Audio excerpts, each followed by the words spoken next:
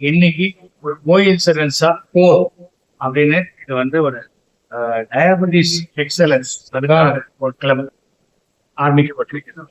அதாவது டயாலிசிஸ் உள்ளவர்கள் அவர்கள் வாழ்க்கை முறையை இன்னும் எவ்வளவு சிறப்பாக மாற்றிக்கொள்ள முடியும் என்பதற்கான ஒரு கிளப் இது.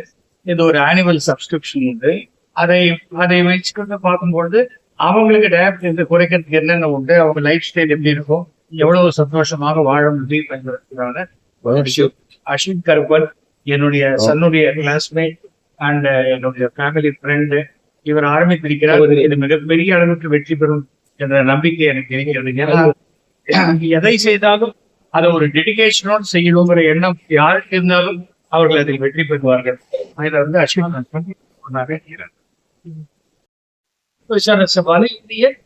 சொல்லி தராங்க. அதை யாரும் தடுக்கல, எந்த அரசும் தடுக்கவே இல்லை. ஆனால் எல்லா கொள்கைகளிலும் அரசியலாக மாற்றப்படும் பொழுதுதான் இருந்து வருகிறது. அதை மத்திய அரசு புரிந்து கொள்ள வேண்டும்.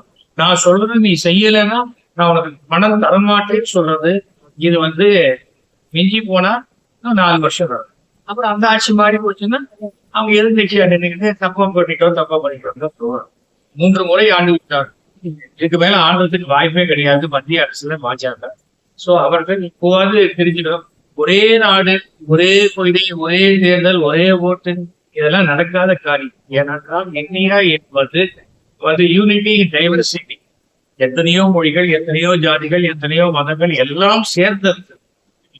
பட் தர்மத்தை அடிப்படையாக தர்மம் எல்லாருக்கும் ஒண்ணுதான். இந்துவா இருந்தாலும் ஒண்ணுதான், முஸ்லீமா இருந்தாலும் ஒண்ணுதான், கிறிஸ்டியனா இருந்தாலும். அது வந்துட்டு நான் சொல்றதுதான் தர்மம்னா அது அடாவடி, அது சரியாக வராது.